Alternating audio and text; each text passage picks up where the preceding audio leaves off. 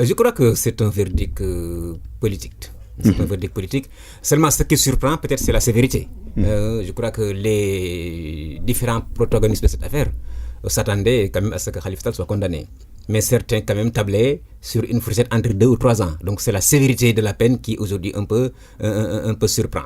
Je dis que c'est un verdict politique parce que, quand même, sans être juriste, nous savons tous que tout a été dit sauf le droit. D'abord, depuis le début, tout a été biaisé.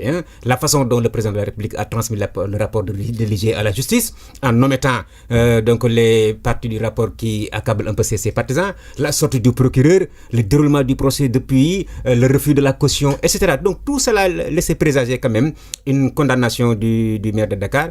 Et aujourd'hui, il faut le regretter, nous avons quand même une justice à terre. Et quand même, c'est inquiétant pour un pays qui veut être émergent. Parce que depuis que ce régime-là est en place, la justice quand même a été piétinée, a été malmenée. Et il ne se passe pas un jour sans qu'un magistrat ou bien sans qu'un protagoniste de la justice ne fasse une sortie pour sonner le holà et pour mettre en garde. Parce que, Niassi, si on laisse quand même continuer cette marche, en tout cas cette façon de fonctionner de la justice, mais on risque de ne plus avoir un pouvoir judiciaire au Sénégal.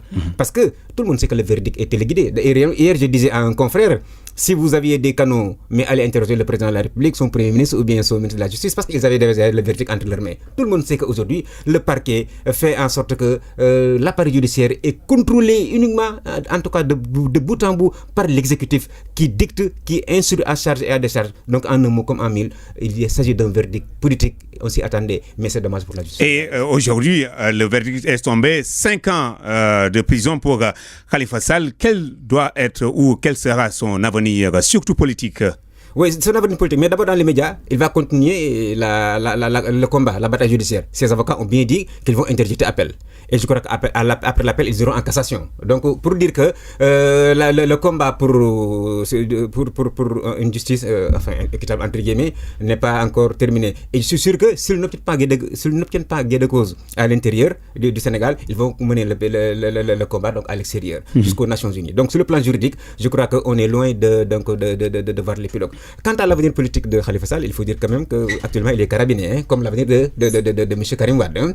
Parce que à cause d'une justice instrumentalisée qui n'est pas indépendante, voilà des adversaires politiques du président qui sont tous piétinés, qui sont tous écrasés. Khalifa Sall aujourd'hui, la seule alternative qui lui restera après avoir épuisé tous les recours, c'est-à-dire l'appel à la cassation, sera peut-être d'attendre une grâce du président de la République. Et on va assister encore à un autre feuilleton, c'est-à-dire à un autre film, à une autre projection de cinéma qui va consister à gracier Khalifa Sall. Mais est-ce que internationaliser ce procès sera bénéfique pour les partisans de Khalifa Sall? Mais ils n'ont rien à perdre parce que vu qu'ils ont été condamnés, et je suis sûr que là ils ont interjeté appel, mais leur appel sera rejeté. La Cour de cassation aussi ne va pas casser. Donc il ne leur restera que la scène internationale pour aller aux Nations Unies. Et croyez-moi, parfois nos autorités au Sénégal et en Afrique craignent plus l'opinion internationale que l'opinion nationale. Donc l'avenir de Khalifa Sall dépend en grande partie de la façon dont ses avocats et ses partisans vont mener le combat. Parce que n'oublions pas, Niassi, que le combat, au-delà d'être un combat juridique, est aussi un combat politique.